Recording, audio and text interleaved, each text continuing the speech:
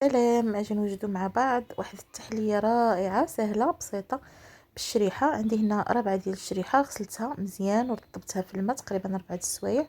من بعد قطعتها كما كتشوفوا هكايا قطع صغيره، وضعتها في الكاسرونه ديالي، وضفت ليها 1 لتر ديال الحليب وطحنت كل شيء مزيان مع بعضياته. ما غنحتاجش انني نضيف السكر، وغنحتاج لواحد 2 ساشيات ديال الفلون العادي ديال درهم.